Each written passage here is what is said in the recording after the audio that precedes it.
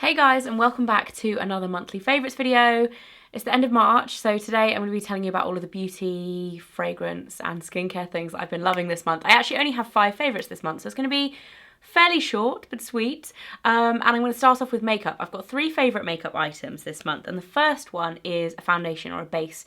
It's the YSL Touche Eclat All-in-One Glow. The reason why I said a base is because even though this is marketed as a foundation, it's pretty much a tinted moisturiser. Like in texture, it is very much a tinted moisturiser, but it has a pretty decent level of coverage. I would say it's buildable, which is why I think they can kind of sell it as a foundation, because it does have really good coverage if you build it up, or you can wear it quite thinly and just wear it as a tinted moisturiser. Either way, I really like it. The colour I am is B20. It's a really good colour match for me, and I love the finish of it. It's just really glowy and dewy looking. You definitely need to powder, or I definitely need to powder my like T-zone, but either way, like, it looks beautiful on your skin. Like, if you have quite dry skin, you might not have to powder it as much.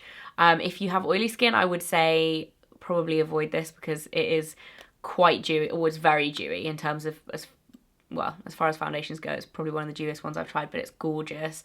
What else to say about it? Good staying power. Packaging is really handy and convenient because it's a tube, but it has a pump, so it's good for on the go, and I am doing my makeup on the go quite a lot at the moment, so yeah, really big fan of that, and it's just very kind of natural and fresh looking. Another favourite this month is the Urban Decay Naked Petite Heat palette. This is the mini version of the original Naked Heat palette. I liked the Naked Heat, but I didn't love it. I feel like with the Naked palettes, like, there's a lot of shades in them, so for me with the Heat, I think it was just a little bit too much of warm shade, like too many warm shades, if that makes sense. Whereas the Petite Heat is just kind of the perfect level. Like, these 3 here, the base shades aren't that warm, and the deep one is a really beautiful plum shade, which I really love. These 2, for me, I don't really use. They're like more reddy ones. Maybe this one sometimes, but the kind of orangey one I don't use, which is called Wild Thing.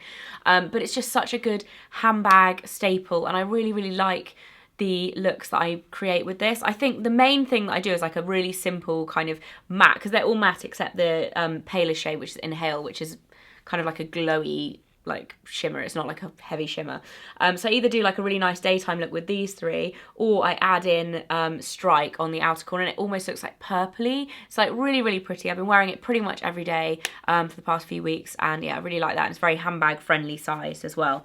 And then the final makeup favourite is the Bobbi Brown Pretty Powerful Pot Rouge. Every year Bobbi Brown do a charity collaboration for their Pretty Powerful campaign. I was actually kind of involved in the campaign this year, although this isn't sponsored and I wasn't paid to do that either because it's a charity campaign.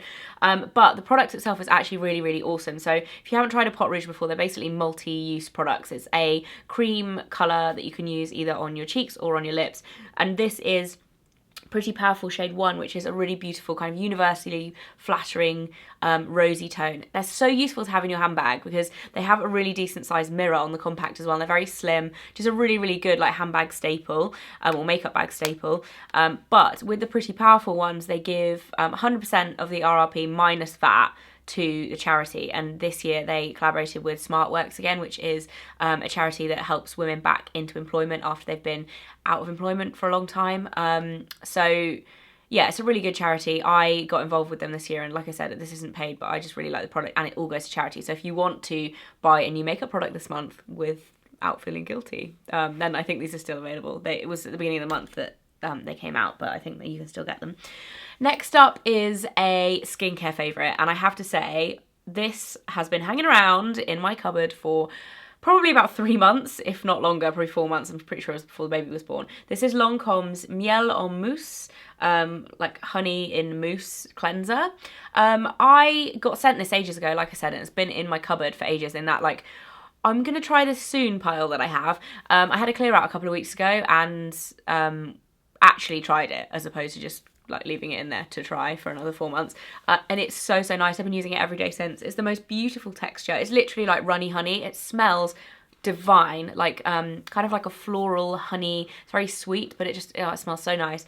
And you kind of rub it together and it goes almost sticky, like a little kind of glutinous feeling, and then you massage it onto dry skin. You then put water onto it and massage it, and it turns into this most beautiful kind of gorgeous thick velvety foam, and it's just really nice for removing your makeup and cleansing. I really, really, really like it. I think it's about £22 for 200ml. And I would recommend it if you're looking for a new cleanser. This is so good. And then finally, for my favourites this month, is a fragrance. And this is Chloe's new fragrance. I mentioned this in my new in March, I believe. Was it new in February? I can't remember. Might have been February. This is Chloe Nomad. It is lovely, but it is very, very different to a lot of other Chloe fragrances. I actually really like their original one. I can't remember what it's even called. It's Chloe, like the Chloe by Chloe, probably. The original like square one that a lot of people wear. I really like that, but I don't like it on me. And then the Love Story one that they brought out, I really didn't like. This one, I really like. It's very, very different. It's more of like a commercial, like blockbuster type scent as opposed to a like niche scent. It's very strong, sexy. I would definitely describe it as more of an evening scent than a daytime scent. However, I am not a believer in the fact that you wear perfumes like for either one of those occasions. I usually just wear them whenever the hell I want, as opposed to yeah, being like, this is my evening scent. But it is like darker, if that makes sense, like to describe it as an evening scent. It's kind of deeper. If you like stuff like Paco Rabanne Lady Million, you'll probably love this. And I really like it. I've been wearing it most days, although I don't wear a huge amount of perfume because of the baby.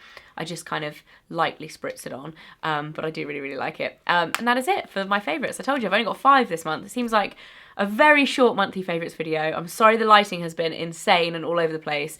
I've got the curtain open, so there's natural light coming in and there are clouds coming by and the sun's coming out and the clouds are going to... It's a nightmare. I need to shut the curtains and like properly set up, but the baby is asleep and I was filming while she was asleep, so it's a bit of a rush job. But I hope you guys enjoyed it and I will see you again very soon. Bye guys.